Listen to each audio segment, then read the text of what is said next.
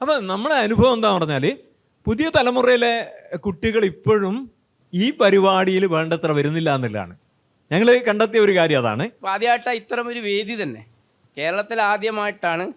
പല പ്രസാധകരും ഉള്ളൊരു കാലത്ത്, പല ഫെസ്റ്റിവലും ഉള്ള കാലത്ത് ആദ്യമായിട്ട് ഇതും ആഗ്രഹിച്ചിട്ടില്ല. വിളിച്ചു. കഴിഞ്ഞ പ്രാവശ്യം ടീച്ചറോട് നേരത്തെ സംസാരിക്കുമ്പോൾ പറഞ്ഞാൽ അവർ കഴിഞ്ഞ പ്രാവശ്യം തീരുമാനിച്ചിരുന്നു ഇങ്ങനെ വിളിക്കാനെന്ന്, ഇപ്രാവശ്യം സാധിച്ചത് എന്നൊക്കെ പറയുന്ന ഒരു അവസ്ഥ ഉണ്ടായിട്ടുണ്ട്. വായിക്കുന്നവന് പല ജീവിതവും, വായിക്കാത്തവന് ഒരൊറ്റ ജീവിതവും ഉള്ളൂ എന്ന കാര്യം തന്നെയാണ് പുസ്തക ചർച്ച. മറ്റുള്ളവരെ കളിയാക്കാൻ, ലൈബ്രറി കൗൺസിലിൽ ലൈബ്രറിക്കാരെ കളിയാക്കാൻ, ഉറങ്ങിക്കിടക്കുന്ന ലൈബ്രറികളായിരുന്നു ഒരു പരിപാടിയും നടത്താത്ത ലൈബ്രറികൾ. ഉത്തമൻ സാറ് പറഞ്ഞു സൂചിപ്പിച്ചൊരു കാര്യമുണ്ട്, പുതിയ തലമുറ. ഞാനൊക്കെ ചെറുപ്പത്തിലുണ്ടാവുന്ന സമയത്ത് നമുക്കൊന്നും ഫോണില്ല. ആകെയുള്ള വിവരം കിട്ടാനുള്ളൊരു വഴി ഒന്നിക്കിൽ റേഡിയോ കേൾക്കുക, അല്ലെങ്കിൽ പത്രം വായിക്കുക, മാസികകളോ വാരികകളോ വായിച്ചു നോക്കുക എന്നുള്ളത് മാത്രമാണ്. അപ്പം നമ്മൾക്ക് അതേ ഉള്ളൂ ഒരു ഇൻഫർമേഷൻ കിട്ടാനുള്ള ഒരു സോഴ്സ്, പുസ്തകങ്ങളുടെ പിറകെ പോവുക എന്നുള്ളത് മാത്രമേ ഉള്ളൂ. പക്ഷേ ഇന്നത്തെ കുട്ടികൾ ജനിച്ച് വീഴുമ്പോൾ ഒരു ഭക്ഷണം കഴിക്കണമെങ്കിൽ പണ്ടൊക്കെ അമ്മ കാക്കയുടെ മോളെ കാക്കയുടെ നോക്ക് എന്നൊക്കെ പറഞ്ഞിട്ടാണ് ഭക്ഷണം കൊടുക്കുക. ഇപ്പോൾ ഫോണിലൊരു വീഡിയോ നോക്കിയിട്ട് കുട്ടി അതിൽ നോക്കുമ്പം അതിൻ്റെ വായിലേക്ക് കൊണ്ടിട്ട് കൊടുക്കുകയാണ് ചെയ്യുക. അതിൻ്റെ ഒരു വലിയൊരു കാലത്തിൻ്റെ വ്യത്യാസമുണ്ട്. അപ്പോൾ കുട്ടികൾക്ക് ഇന്ന് ഒരുപാട് ചോയ്സ് ഉണ്ട്. കുറച്ചു കാലം മുന്നേ ഗൂഗിളിൽ ഒരു കാര്യം സെർച്ച് ചെയ്തിട്ട് നമ്മളത് പരതി കണ്ടുപിടിക്കണമായിരുന്നു. ഇന്ന് എയോട് പറഞ്ഞു കഴിഞ്ഞാൽ അവരെല്ലായിടത്തു നിന്നും സെർച്ച് ചെയ്തിട്ട് നമുക്ക് ഫൈനലായിട്ടുള്ള ഒരു വലിയൊരു ആൻസർ തരും. അതുപോലും നമുക്ക് പണിയെടുക്കേണ്ടാത്ത അവസ്ഥയാണ്. അപ്പോൾ ആ ഒരു സാഹചര്യത്തിലാണ് ഇന്നത്തെ കുട്ടികളുള്ളത്. അവർക്കെല്ലാം എളുപ്പമാണ്, എല്ലാ കാര്യങ്ങളും അവരുടെ കയ്യിലേക്ക് എത്തുകയാണ്. അപ്പോൾ സ്വാഭാവികമായിട്ടും പുസ്തകങ്ങളിലേക്ക് വരാനുള്ളൊരു സാധ്യത കുട്ടികളിൽ കുറയും. അത് അവരുടെ ഒരു മിസ്റ്റേക്ക് എന്ന് പറയാൻ വേണ്ടി പറ്റില്ല, കാലം അവരെ അങ്ങനെ രൂപപ്പെടുത്തി എന്ന് വേണം കരുതാൻ. അപ്പോൾ എങ്ങനെയാണ് പുതിയ തലമുറയിലുള്ള കുട്ടികളെ, പ്രത്യേകിച്ച് സ്കൂളുകളിലൊക്കെ വായനയിലേക്ക് കുട്ടികളെ തിരിച്ചു കൊണ്ടുവരാൻ എന്തൊക്കെ നമുക്ക് ചെയ്യാൻ വേണ്ടി പറ്റും? നിങ്ങൾ പുസ്തക ചർച്ചകളുമായി ചെയ്യുന്ന ആൾക്കാരാണ്. അവിടെയുള്ള പുതിയ തലമുറയുടെ സ്വാധീനം നിങ്ങൾക്ക് നന്നായിട്ട് അറിയാവുന്നതാണ്. അപ്പോൾ എന്തൊക്കെ നമുക്ക് ചെയ്യാൻ വേണ്ടി പറ്റും? പുതിയ തലമുറ, ഭാവി എന്ന് പറയുന്നത് വളരെ ഇമ്പോർട്ടൻ്റ് ആണ്. നമ്മൾ എന്ത് ചെയ്യുമ്പോഴും അതുകൂടി മുന്നിട്ട് കാണണമല്ലോ. അപ്പോൾ എന്തൊക്കെ നമുക്ക് ചെയ്യാൻ വേണ്ടി പറ്റും എന്നാണ് നിങ്ങൾക്ക് തോന്നുന്നത്? പ്രസാദ് മാഷ അധ്യാപകൻ കൂടിയാണല്ലോ.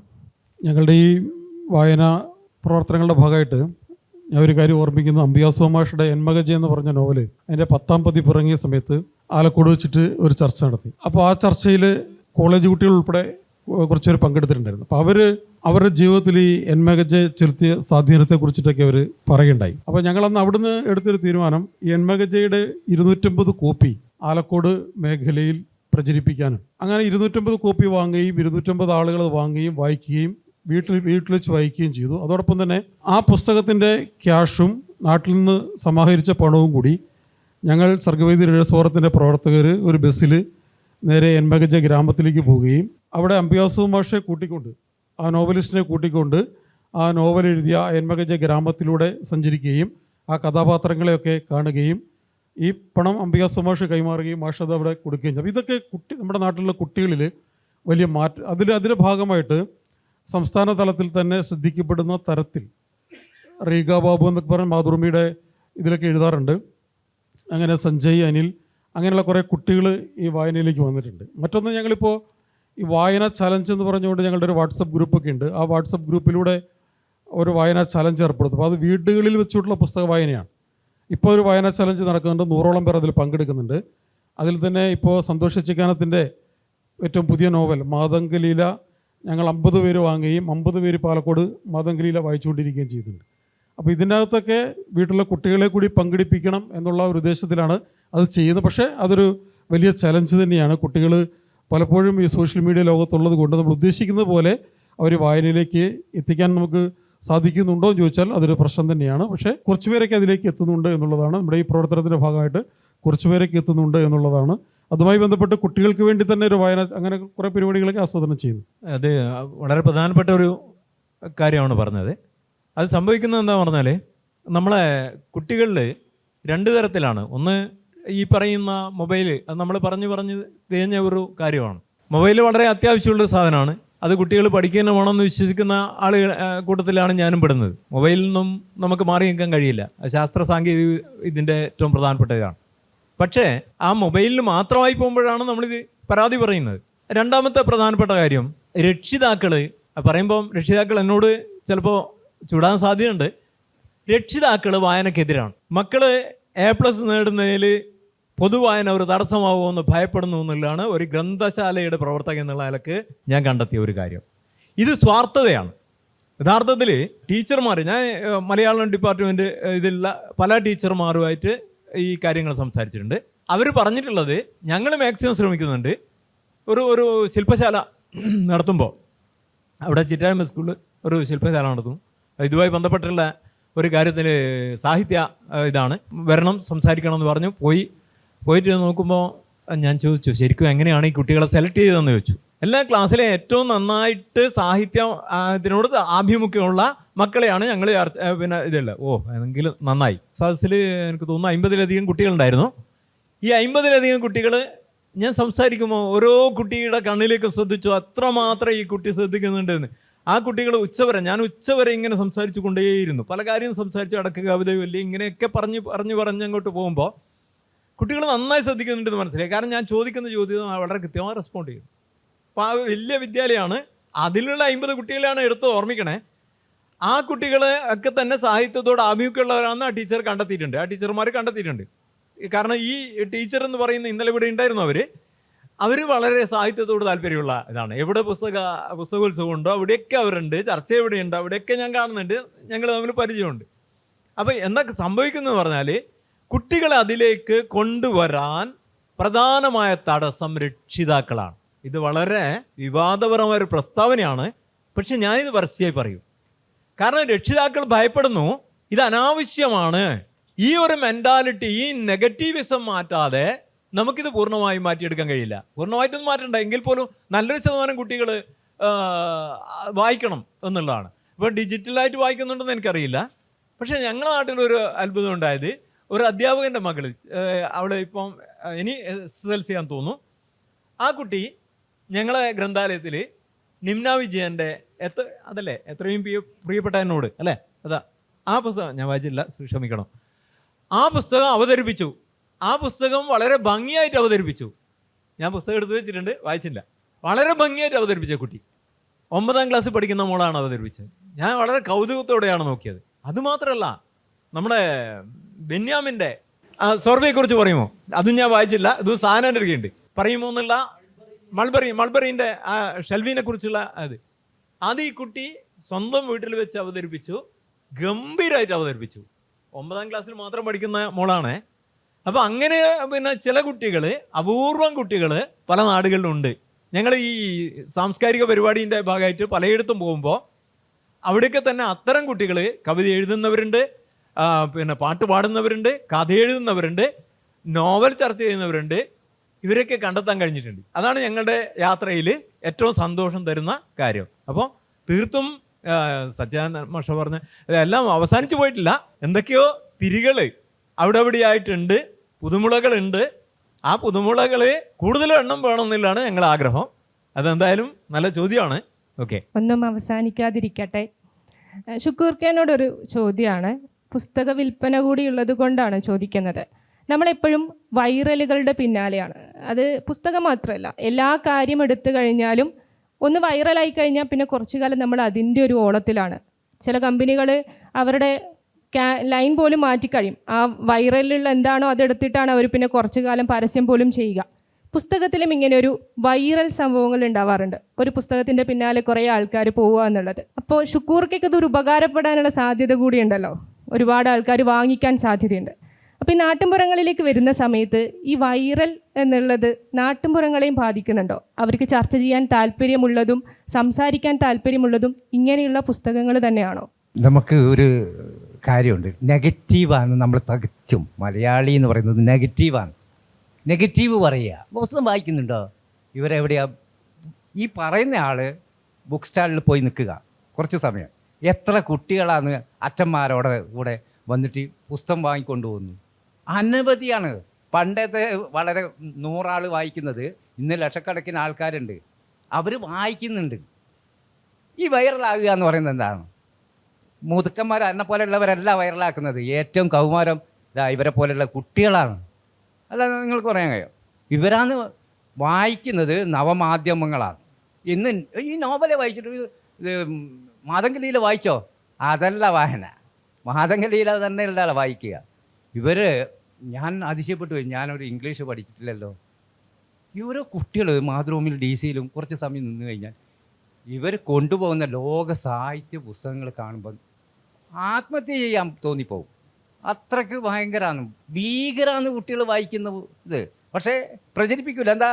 നമ്മൾ പഴയ ചിന്ത നമ്മളുണ്ട്. വായിക്കലില്ല, അവർ വായിക്കില്ല, ഒന്നും നന്മയില്ല അവരിൽ. ഇങ്ങനെയുള്ള കാണുന്ന ഒരു സമൂഹം ഉണ്ട്. പക്ഷേ പണ്ട് ഊതിക്കാച്ചിയ പൊന്നെന്നും പറഞ്ഞ് പൈങ്കിളി നോവൽ വായിച്ചിട്ട്, മുട്ടത്ത് വർക്കിൻ്റെ നോവൽ വായിച്ചിട്ട് 10 പേരോട് പറയും കമാനത്തിൻ്റെ മേലയിലിരുന്നിട്ട്.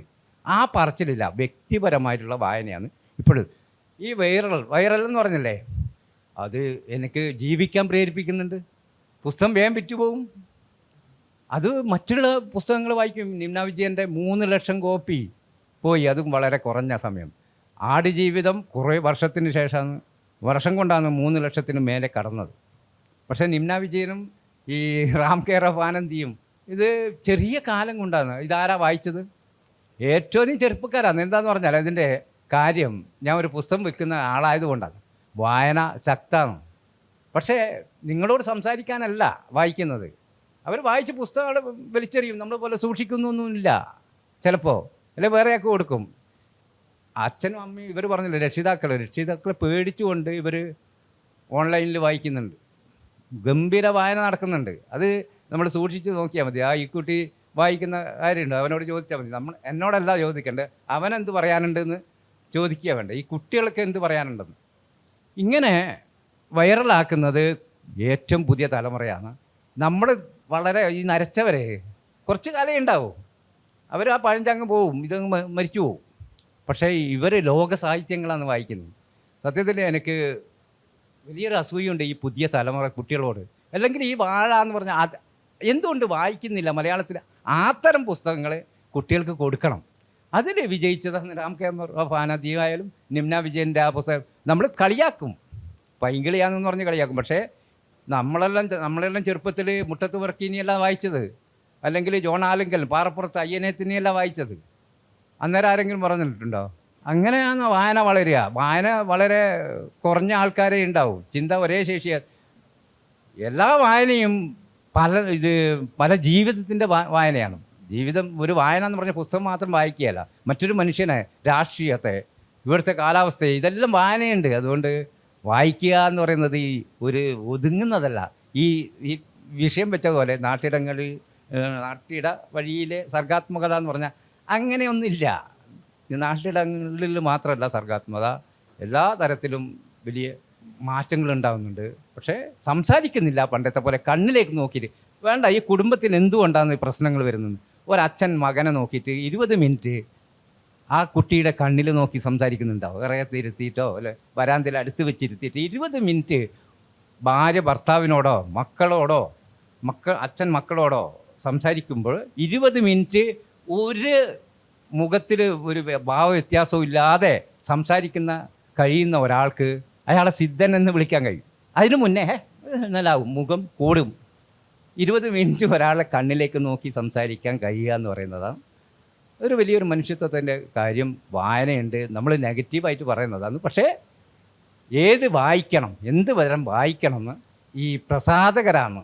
പ്രസാധക മേഖലയിൽ ഏറ്റവും ചവറ് പൈസ കൊടുത്തിട്ട് എന്നെപ്പോലെയുള്ളവർ പുസ്തകം ഉണ്ടാക്കുന്നുണ്ട്.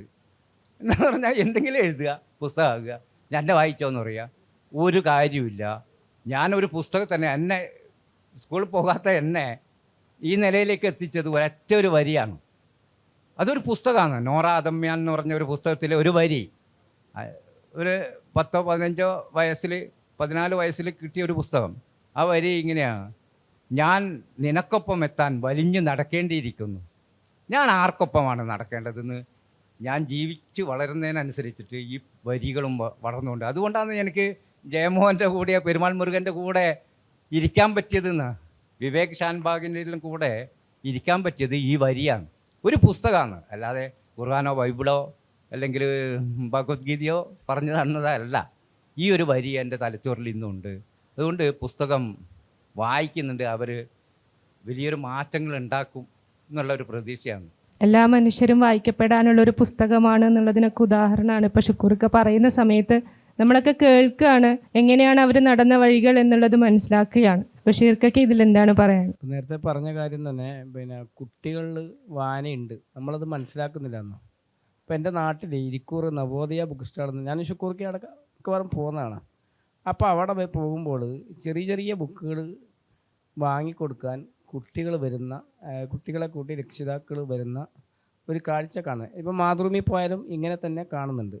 അപ്പോൾ പുതിയ തലമുറയിൽ ധാരാളം ആളുകൾ വായിക്കുന്നുണ്ട്. പക്ഷെ നേരിട്ടുള്ള കടലാസിൽ അച്ചടിച്ച അത് പുസ്തകമായിരിക്കണമില്ല, അവർ ഈ വായന നടത്തുന്നുമുണ്ട്. അതുപോലെ തന്നെ എഴുത്തിലും അങ്ങനെ തന്നെ സംഭവിക്കാറുണ്ട്. ഉദാഹരണത്തിന് ഇപ്പം മാതൃഭൂമിയിൽ ഇപ്പം അടുത്ത് വന്ന മത്സരത്തിൽ വന്ന കഥകൾ നിങ്ങൾ വായിച്ചിട്ടുണ്ടാവും. അപ്പോൾ 2 തവണയാണ് കഥക്ക് മത്സരത്തിൽ ഒരാൾക്ക് സമ്മാനം കിട്ടുന്നത്. അപ്പോൾ ഉദാഹരണത്തിന് നമ്മളെ ഇവിടെ ആ വേദിയിൽ തന്നെ ജിൻഷ ഗംഗയുണ്ട്.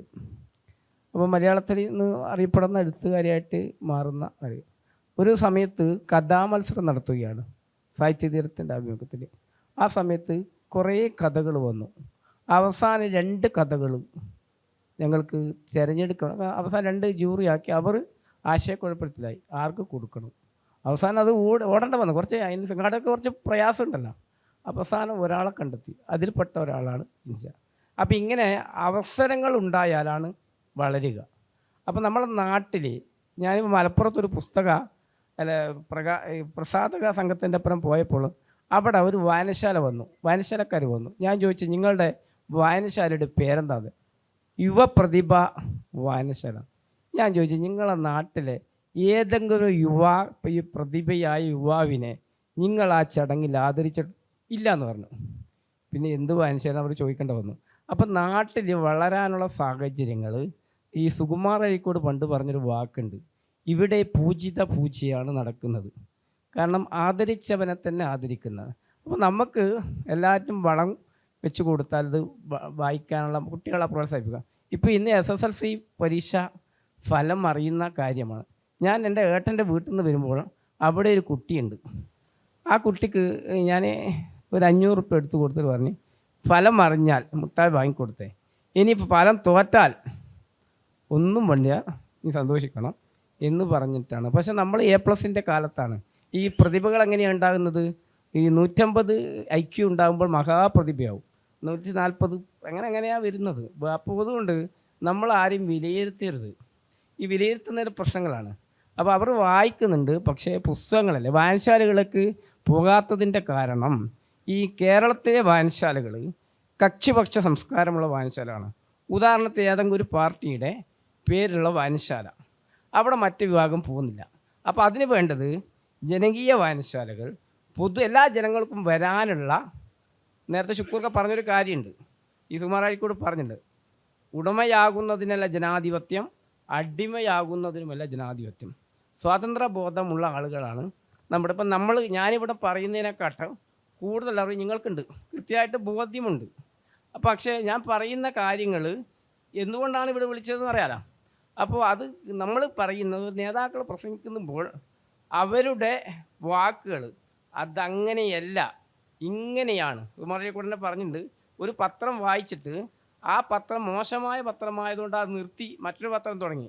അപ്പം പിന്നെ പത്രമേ വായിക്കണം. കാരണം പല പത്രം വായിച്ചിട്ട് സ്വന്തമായൊരു നിഗമനത്തിൽ വായനക്കാരൻ എത്തേണ്ട ഒരവസ്ഥ കേരളത്തിലുണ്ട്.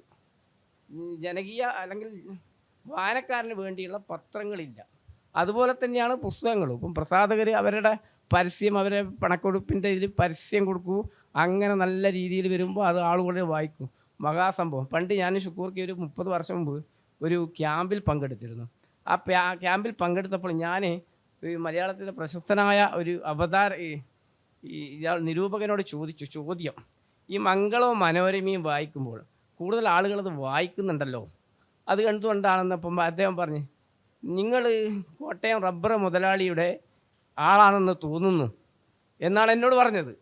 അപ്പോൾ പിന്നീടാണ് ആ സമയത്ത് തന്നെ സിക്സ്മിതിയുടെ ഒരു കാര്യം ഷുക്കൂർക്കിയും സാന്ദർഭികമായി സൂചിപ്പിച്ചത് ഓർമ്മിക്കുന്നത്. കാരണം അങ്ങനെയുള്ള അവരുടെ ആത്മഹത്യയുമായി ബന്ധപ്പെട്ട കാര്യങ്ങൾ. അപ്പോൾ ജനകീയത മുട്ടത്തവർക്കേ നമ്മൾ പറയും. ഇപ്പോൾ അത്തരം ബുക്കുകൾ, ഇപ്പോൾ ഖദീജ എന്ന നോവൽ ഞാനൊരു വായനശാലയിൽ ചർച്ച ചെയ്ത് സംസാരിച്ചപ്പോൾ അവിടെ കുറേ കുട്ടികളാണ് വന്നത് കേട്ട്. പിന്നീട് എല്ലാ സ്ഥലത്തും ഞാൻ വായനശാലയിൽ നടത്ത പുസ്തകം വാങ്ങാൻ വേണ്ടി എല്ലാ കുട്ടികളും എൻ്റെ അടുത്ത് വരുന്നത്, അല്ലെങ്കിൽ വായനശാലക്കാർ പറയാം ആ പുസ്തകം തിരിച്ചേൽപ്പിക്കണം, ഖദീജക്ക് ആൾ വന്നിട്ടുണ്ടെന്ന്. അപ്പോൾ ആ ഒരവസ്ഥ, അതുപോലെ തന്നെ നിമിന വിജയൻ്റെയും വായന ജനകീയമാകുന്നൊരവസ്ഥ ഉണ്ടായിട്ടുണ്ട്. അപ്പോൾ അതുകൊണ്ട് കുട്ടികൾക്ക് വേണ്ട കാര്യങ്ങൾ ഇപ്പോൾ ചെറിയ വാക്കുകളിലോട്ടൊക്കെ നമുക്ക് എഴുതാൻ പറ്റും. 2 വാക്ക് വിഷയാക്ക പറഞ്ഞിട്ടുണ്ട് മുമ്പ്, ഈ പാട് വരികളുള്ള നോവലുകൾ എഴുതിയിട്ട് പരിസ്ഥിതിവാദികൾ ചിലപ്പോൾ കേസ് കൊടുത്തിരിക്കും. മരത്തു നിന്നാണ് കടലാസ് ഉണ്ടാക്കുന്നത്, കടലാസ് ഒന്നും ഒരിക്കലും മരമുണ്ടാക്കാൻ സാധിക്കില്ല എന്ന് പറഞ്ഞിട്ടുണ്ട്. അതുപോലെ ചെറിയ ചെറിയ വരികളിലൂടെ പാറക്കടവിൻ്റെ കഥകളൊക്കെ അങ്ങനെയല്ല, ചെറിയ ചെറിയ കാര്യങ്ങൾ ഇദ്ദേഹത്തിൻ്റെ ഒരു കഥയിൽ തന്നെ പറയുന്നത്, ഇത്തിരി വരികൾ എന്താണുള്ളതെന്ന് ചോദിച്ചപ്പോൾ അതിൽ ജീവിതമുണ്ട് എന്നുള്ള പറഞ്ഞിട്ടുണ്ട്. ഉദാഹരണത്തിന് ഷിയാബ്ക മുമ്പ് എഴുതിയൊരു ഒരു അഭിപ്രായം വായിക്കുന്നത്, അദ്ദേഹം ഒരു പത്രത്തിൻ്റെ ഈ രചന പത്രാധിപരായ സമയത്ത് കുറേ രചനകൾ വരും കുട്ടികളുടെ. അപ്പോൾ ഒരു രചന വന്നത് പേരക്ക എന്ന കഥയാണ്. അപ്പോൾ പേരക്ക കുട്ടി തിന്നിട്ട് വലിച്ചെറിയാണ്. പുതിയ പേരക്ക പറിച്ചിട്ട് വലിച്ചെറിയുന്നു. എന്താണ് അത് കാക്ക കൊടുക്കാൻ, നമുക്ക് കടയിൽ നിന്ന് കിട്ടുമല്ല, കാക്കക്കാർ കൊടുക്കും എന്നൊരു അങ്ങനെയുള്ള ചെറിയ സന്ദേശങ്ങളൊക്കെ കഥകളിൽ ജനിപ്പിക്കുന്ന കുട്ടികൾ നമ്മുടെ മുന്നിലുണ്ട്. അവരെ കണ്ടെത്തുകയും അവരെ പ്രോത്സാഹിപ്പിക്കുകയും അവരെ സമൂഹത്തിലേക്ക് ഉയർത്തിയും കൊണ്ടുവന്നാൽ നമുക്ക് ഇത് വായനയുമായിട്ട് ബന്ധപ്പെട്ട കാര്യങ്ങൾക്ക് കൂടുതൽ ഇതാക്കാം. ഞാൻ പല സ്ഥലത്തും പല പരിപാടികൾക്കും പോകുമ്പോൾ പറയുന്നൊരു വാക്ക്, അക്ബർ കക്കട്ടിൻ്റെ ഒരു കഥയുണ്ട്. അത് പിന്നെ ഒരു ഗ്രീഷ്മ എന്ന പെൺകുട്ടി അദ്ദേഹത്തിൻ്റെ ക്ലാസ്സിൽ 9ാം ക്ലാസ്സിൽ പഠിക്കുമ്പോൾ ആ ക്ലാസ്സിൽ മ്ലാനവതിയായ കുട്ടിയാണ്. പക്ഷേ ആ കുട്ടിയെ അടുത്ത് വിളിക്കുന്നു, എന്നിട്ട് ബുക്കുകൾ കൊടുക്കുന്നു. ആ ചെറിയ ചെറിയ ബുക്കുകൾ ആദ്യം കൊടുക്കുന്നു. പിന്നീട് ആ കുട്ടി വലിയ കുട്ടിയായിട്ട് UAE പോയപ്പോൾ അവിടെ അക്ബർ കക്കട്ട് മാഷ്ക്ക് സമ്മാനമായിട്ട് കുറേ പുസ്തകങ്ങൾ കൊടുത്തു അറിയാണ്, പഴയ ഗ്രീഷ്മയാണ് ഞാൻ, സാറാണ് അങ്ങാണ് എന്നെ രക്ഷിച്ചത്, പുസ്തകങ്ങളില്ലായിരുന്നെങ്കിൽ എന്ന് പറയുന്ന ഒരവസ്ഥ അവിടെ ഒരു കമ്പനിയിൽ വലിയ PR. അപ്പോൾ ഉയരങ്ങളിലെത്താൻ സാധിക്കും, വായന ഉയരങ്ങളിലെപ്പോൾ. അല്ലെങ്കിൽ ഞാനൊന്നും ഈ വേദിയിലേ ഉണ്ടാവില്ല, ഈ വേദിയിലെ അല്ലെങ്കിൽ മുട്ടായി വീട്ടിട്ടോ അല്ലെങ്കിൽ പെയിൻ്റ് അടിച്ചിട്ടോ ഇപ്പോഴും അങ്ങനെ തന്നെയാണെങ്കിൽ പോലും ഇങ്ങനെ സംസാരിക്കാൻ നിങ്ങളുടെ മുമ്പിൽ ഉണ്ടാവില്ല. അപ്പോൾ ഇങ്ങനെയുള്ള കാര്യങ്ങൾ മഹാന്മാരെല്ലാ ആളുകളും വളർന്നു വന്നത് വായനയിലൂടെയാണെന്ന് ബോധിപ്പിക്കാനുള്ള ഒരു വ്യാപകമായ പ്രചരണം സർക്കാരെല്ലാം വിചാരിച്ചാൽ സാധിക്കും, സർക്കാരൊക്കെ വിചാരിച്ചാൽ അത് സാധിക്കും. അത് ആത്മാർത്ഥമായിരിക്കണം. അല്ലെങ്കിൽ നമുക്ക് വേണ്ടപ്പെട്ട ആൾ മാത്രം വേദിയിൽ 4-3 ആൾ കിതാബിൽ പറഞ്ഞ ആളുകൾ മാത്രം വളരട്ടെ എന്ന് വിചാരിക്കുന്ന ഒരവസ്ഥയുണ്ടാകുമ്പോൾ ഇതൊക്കെ സംഭവിക്കും എന്നാണ് അതുമായിട്ട് ബന്ധപ്പെട്ട് പറയാനുള്ളത്. പുതിയ തലമുറയുടെ വായനയിലൊരു മാറ്റം വന്നിട്ടുള്ളത്, ആ വായനയെക്കുറിച്ച് ഇൻഫോർമേറ്റീവായിട്ട് മാറുന്നുണ്ട്. പഴയ പോലെ ഫിക്ഷൻ അല്ല, ഈ നമ്മുടെ ലൈബ്രറിയിൽ കാണുന്ന ഫിക്ഷനോടുള്ളൊരു കാൽപ്പനിക പ്രണയമൊന്നും വെച്ച് പുലർത്തുന്ന ആളുകളല്ല പുതിയ തലമുറ. ഇവിടെ മറ്റൊരു തരത്തിലാണെങ്കിൽ ഞാൻ നിങ്ങളെ കൂടെ തന്നെ വരുന്നു, എനിക്ക് നിങ്ങൾ പറയുന്നതാണ് ഇഷ്ടം. 10 വർഷത്തിനുള്ളിൽ, ഞാൻ കുറേ മുന്നേ പറഞ്ഞതാണ്, 10 വർഷത്തിന് ഉള്ളിൽ ഒരു വലിയൊരു കലാപം ഉണ്ടാവും കേരളത്തിൽ. അത് സ്ത്രീകൾ നയിക്കുന്ന കലാപമായിരിക്കും. ഒരു ക്വിസ് കോമ്പറ്റീഷൻ, ഞാനിപ്പോൾ 40 കൊല്ലം ക്വിസ് കോമ്പറ്റീഷന് മാസ്റ്ററായിട്ട് പോകുന്ന ഒരാളാണ്. എൻ്റെ മികവ് പറയാനല്ല ഞാൻ പറയുന്നത്. ഇപ്പോൾ ഒരു ക്വിസ് കോമ്പറ്റീഷൻ എത്ര സ്ഥലത്ത് നടക്കുന്നുണ്ട്, എത്രയിടത്ത് നടക്കുന്നു, ജില്ലാ തലത്തിലും അതിൻ്റെ അപ്പുറം വെച്ച് നടത്തിയിട്ടുള്ള ഒരാളാണ് ഞാൻ. സങ്കടമുണ്ട് അതുകൊണ്ട്.